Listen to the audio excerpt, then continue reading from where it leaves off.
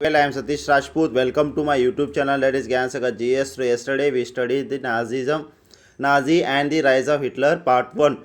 In that video, we studied what happened after First World War, what is the condition of the Germany, and the Treaty of Versailles we studied, and how Treaty of Versailles humiliated the Germany.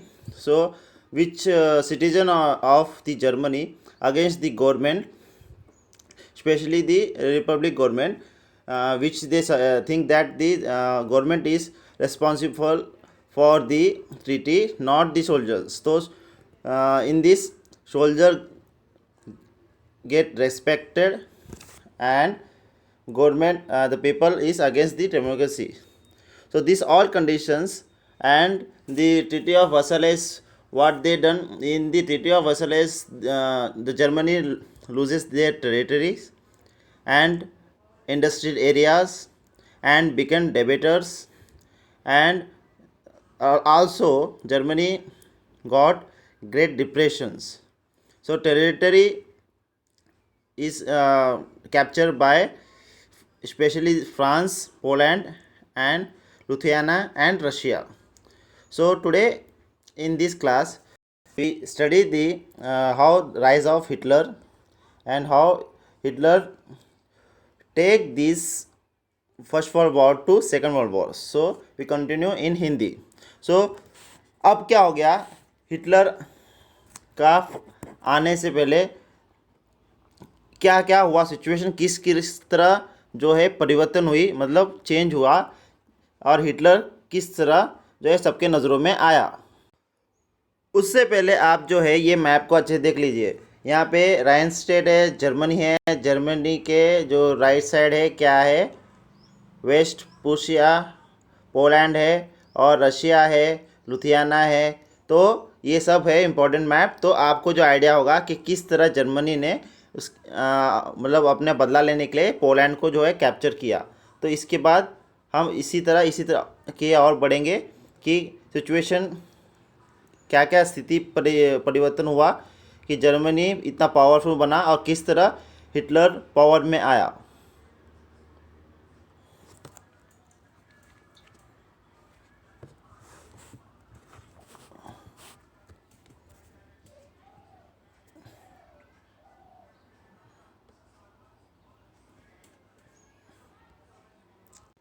Hitler की बात करें तो Hitler जो है born किया 1889 में इन Austria. Hitler जो है एक बहुत ही पुअर बैकग्राउंड था उसका, और इसने जो है वर्ल्ड वॉर फर्स्ट में जो है पार्टिसिपेट किया था, और क्या है, कॉर्पोरल था, मिलिट्री में कॉर्पोरल था, और बेवरी के लिए इनको क्या है, इसको जो है मेडल मिला था। तब क्या हुआ, इसके बाद क्या हुआ, जो भी रिटायर्ड जो है सोल्जर्स क्या किए, national socialist German workers party form किए, जिसको बाद में जाके नाजी पार्टी बोला गया। तो in 1923 Hitler plan to seize the control of Bavaria, march to Berlin and capture power. He failed to arrest and tries to reasons the later release. तो first Hitler ने क्या है, कैप्चर करने की कोशिश की, और क्या हुआ, अरेस्ट हो गया। तो अरेस्ट होने के बाद हिटलर क्या करता है, वो जेल में बैठ के ही एक लार्ज पार्टी फॉर्मेशन के लिए एक प्रिंसिपल लिखता है। प्रिंसिपल मीन्स कुछ बुक्स लिखता है वो, और बुक्स में तो 1923 एडी में हिटलर क्या करता है, उसको जब जेल हो जाती है तो वो जेल में बैठे बैठे एक फेमस बुक लिखता है जिसको बोलते हैं मेन काम्फ। इसमें क्या लिखा रहता है, इसमें ये प्लान, प्रोग्राम्स और एम्स और प्रिंसिपल रहता है कि किस तरह जो है नाजिज़म हमको मतलब जो है बाइबल बोलते हैं ना, ये जो बुक लिखता है वो नाजी पार्टी के लिए क्या है, बाइबल बोलते हैं इसे। तो इसमें किस तरह हम ग्रेट बन सकते हैं, जर्मनी किस तरह और एक बार ग्रेट बन सकता है, इसमें पूरा बुक जो है लिखता है, और ये बुक जो है फेमस हो जाती है। इसके बाद क्या होता है, हिटलर जो है जो 1925 में जो है रिलीज़ हो जाता है, और वो 1925 के बाद जो है नाजी पार्टी को फॉर्म करता है।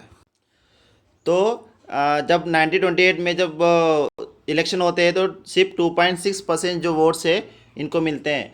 पर 1932 में जब इलेक्शन होते हैं, जब 37% ऑफ वोट्स जो है वो नाजी पार्टी को मिलती है। मतलब क्या हो गया कि उस समय का मतलब 236 जो है नाजी की फेवर में आती है।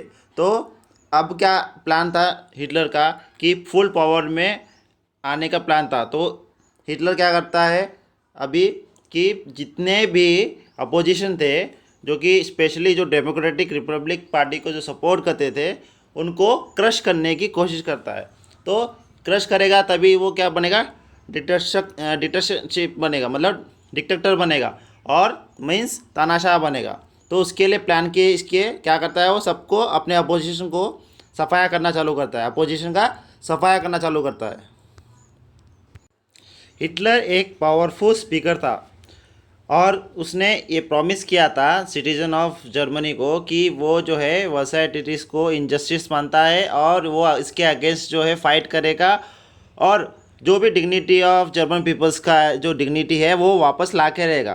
तो इसने क्या किया, जो प्रॉमिस किया कि डिग्निटी जो है हम वापस ला के आएंगे। तो इसके लिए फिर क्या, ये इतना पावरफुल जो है स्पीकर था कि अपने मतलब लोगों का अच्छे से ब्रेन वॉश कर लेता था। मतलब ऐसा इस तरह से बात करता था कि लोग उसका जो है कुछ अपोज ना कर सके। और इसने फर्स्ट क्या किया, डिस्ट्रक्शन ऑफ डेमोक्रेसी। तो जितने भी डेमोक्रेसी जो फॉलो करते थे, जितने भी पार्टी जो है डेमोक्रेसी को फॉलो करती थी, उसको क्या है पहले पहले उसको बर्बाद कर दिया, उसको अपने रास्ते से हटा दिया।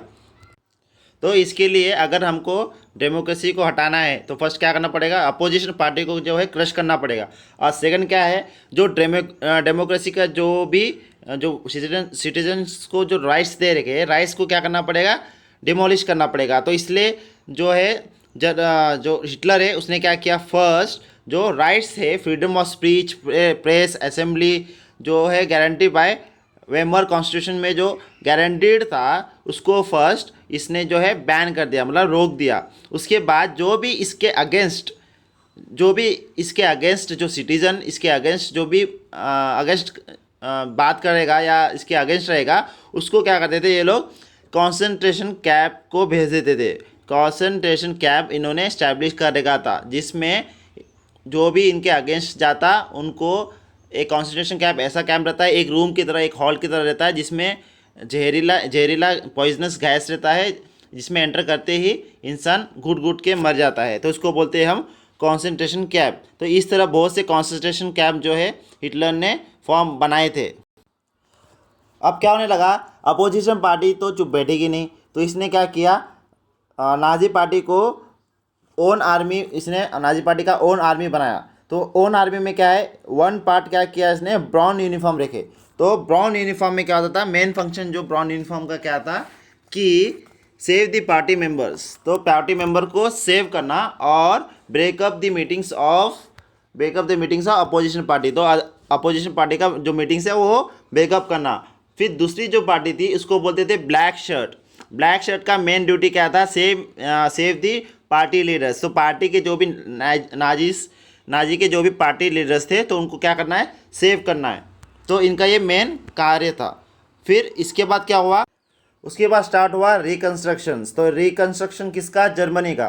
तो फर्स्ट जो है रिकन्स्ट्रक्शन में क्या रिकन्स्ट्रक्शन करना चाहिए, तो इकोनॉमी जो है सुधारना चाहिए। तो इसलिए क्या किया, हिटलर की नाजी पार्टी ने क्या किया, गवर्नमेंट फॉर्म करने के बाद इन्होंने फर्स्ट क्या किया, state funded work creation programme बनाया, जिसमें इन्होंने फुल जो है सपोर्ट किया कि ताकि इकोनॉमिक एक्टिविटीज़ जो है बढ़ सके और लोगों को रोज़गार मिल सके। तो इसी बीच जो है फेमस वॉल्क्सवैगन जो कार की कंपनी है, इसी दौरान जो है स्टैब्लिश हुई। इसके बाद इन्होंने क्या किया, रीऑक्युपाइड किया राइनलैंड। तो मैंने कल ही बताया लास्ट क्लास में कि राइनलैंड कौन सा एरिया है जहाँ पे ज़्यादातर कोल और आयरन के जो है ओर्स मिलते हैं। तो वो जो है उन्होंने क्या किया, रीऑक्युपाइड किया और इंटीग्रेटेड किया किसको, ऑस्ट्रिया और जर्मनी को। ऑस्ट्रिया जो अलग हो गया था फर्स्ट वर्ल्ड वॉर के बाद, उसको क्या किया, रीयूनाइट किया और स्लोगन दिया, one people one empire and one leader का जो है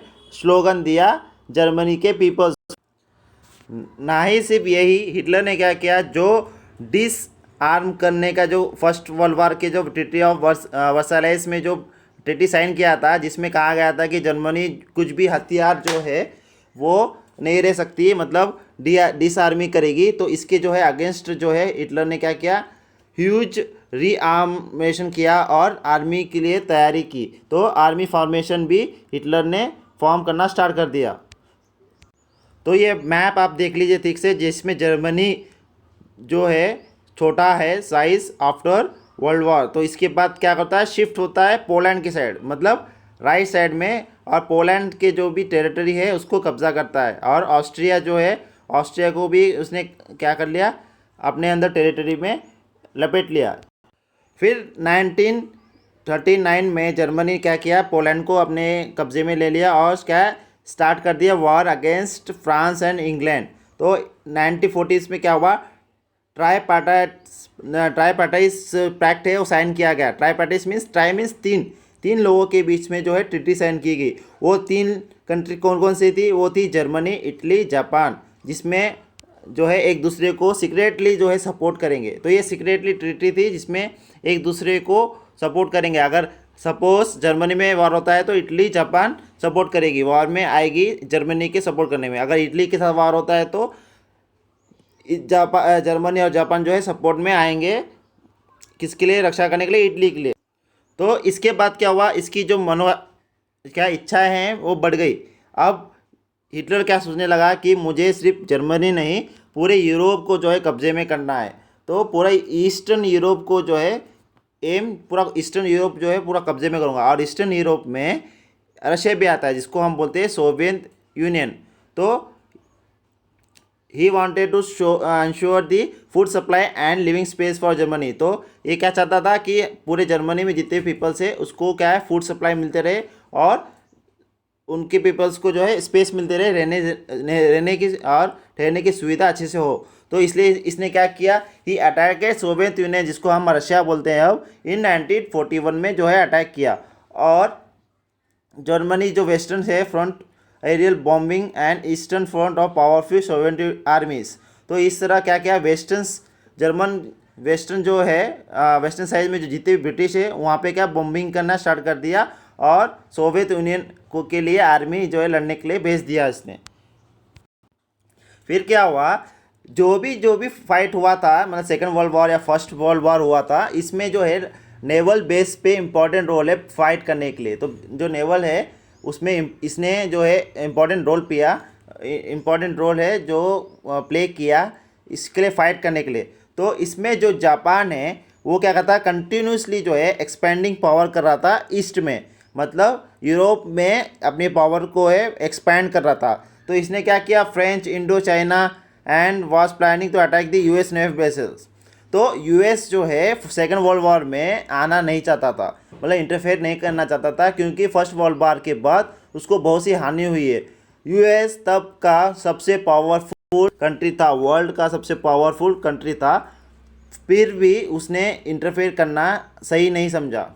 पर सिचुएशन ऐसी हुई कि जब जापान जो एक्सटेंड करना चाहता था तो क्या हो गया, when Japan extended its support to Hitler and bombed the base of Pearl Harbor। तो पियर हार्बर जो बेस है यूएस का नेवल बेस है उस पर अटैक कर दिया, जिसके कारण अनवांटेडली 1945 में जो है यूएस को सेकेंड वर्ल्ड वॉर में एंट्री करनी पड़ी। और 1945 में एंटर करते ही तब क्या हुआ, हिरोशिमा और नागासाकी जो 2 जापान के सिटीज़ थे उसमें क्या किया न्यूक्लियर बम जो है ड्रॉप कर दिया। फर्स्ट टाइम जो है यूएस ने न्यूक्लियर बम यूज़ किया था 1945 में, जिसके कारण बहुत सी बड़ी हानि हुई और ये बम ड्रॉप करते ही जो है वर्ल्ड वॉर 2 स्टॉप हो गया। देखिए, किसी भी प्रॉब्लम का सलूशन वॉर नहीं हो सकता। अगर वॉर हो भी गया तो लास्ट में कंट्रीज़ को या पर्सन्स को बैठ के ही बात करना पड़ता है। और इसी के बाद 1945 के बाद यूनाइटेड नेशंस का फॉर्मेशन हुआ, जिसमें पीस टॉकिंग हुई, सभी कंट्री ने पार्टिसिपेट किया और नेक्स्ट टाइम अगले बार से लड़ाई नहीं होना ऐसी सिचुएशन बना दी, मतलब ऐसे ट्रीटी बना दी। तो इसलिए अब हमारे लिए आज इतना ही। कल नेक्स्ट क्लास में हम पढ़ेंगे नाजीज वर्ल्ड व्यूज़, तो किस तरह का उनका नज़रिया था वो देखेंगे। So I hope you like this video. If you like this video, then please like, share, comment, and don't forget to subscribe to my channel. Thank you.